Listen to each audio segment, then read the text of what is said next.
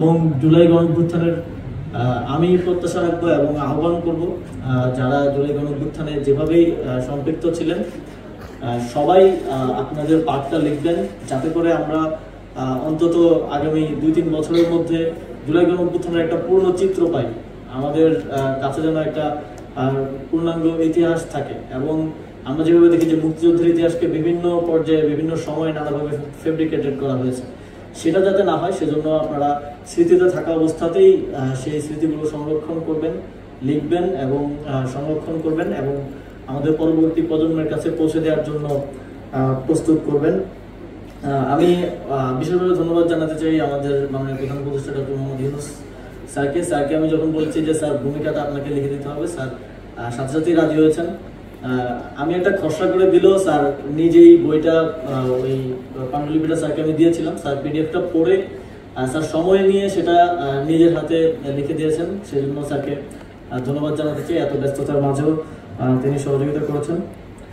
এই বইতে গণঅভ্যুত্থানের সময়কার আমাদের বিভিন্ন সিদ্ধান্ত গ্রহণের প্রক্রিয়া, বিভিন্ন জায়গা থেকে আমরা যেভাবে সহযোগিতা পেয়েছি, পেছন থেকে কারা সহযোগিতা করেছে, সেটা একটা সাবলীল বর্ণনা আছে। আমি বইটা লেখার ক্ষেত্রে একটা জিনিস ফলো করেছি যে কে মন খারাপ করলো বা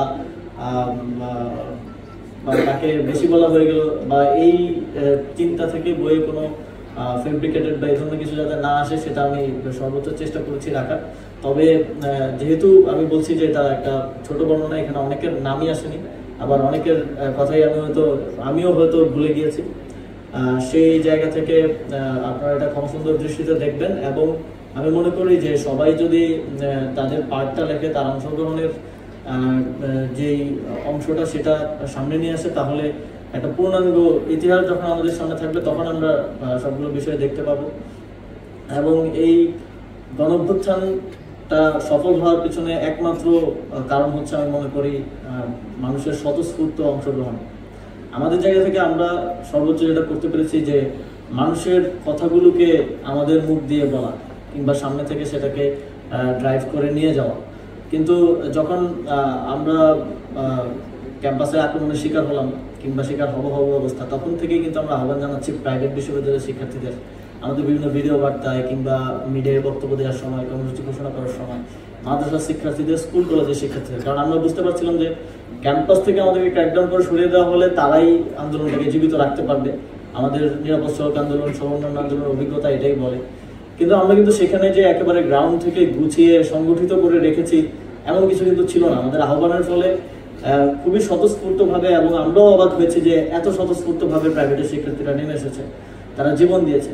সেখানেও কেউ না কেউ সংগঠকের ভূমিকা পালন করেছে, সেখানেও কেউ না কেউ ইন্টারনালি অর্গানাইজ করার ভূমিকা পালন করেছে। তারা সামনে আসেনি কিংবা সামনে আসার সুযোগটা পায়নি। এই স্বতঃস্ফূর্ততা এই আন্দোলনকে কোটা সংস্কার আন্দোলন থেকে একটা গণঅভ্যুত্থানের দিকে নিয়ে গেছে এবং এখানে অনেকগুলো অনুঘটক ছিল, অনেকগুলো ঘটনা ছিল যেটা আসলে এই আন্দোলনকে একটা গণঅভ্যুত্থানের দিকে ধাবিত করেছে। আমরা তো 18 সালে কোটা সংস্কার আন্দোলন করেছি, আমি প্রথম বর্ষের শিক্ষার্থী ছিলাম। তখন আন্দোলনে আমরা একটা জিনিস দেখেছি যে 19 সালের নির্বাচনের ঠিক আগে সেই আন্দোলনটা হয়। আন্দোলনের একটা জিনিস দেখেছি, সেখানে স্লোগান ছিল যে বঙ্গবন্ধুর বাংলায় বৈষম্যের ঠাঁই নেই, শেখ হাসিনার বাংলায় বৈষম্যের ঠাঁই নেই। এবং সেই আন্দোলনে যখনই আওয়ামী লীগ বা ছাত্রলীগের দিক থেকে আঘাত আসতো, তখন একটা অ্যাপোলজেটিক পজিশন নেওয়ার বাস্তবতাও সেটাই ছিল।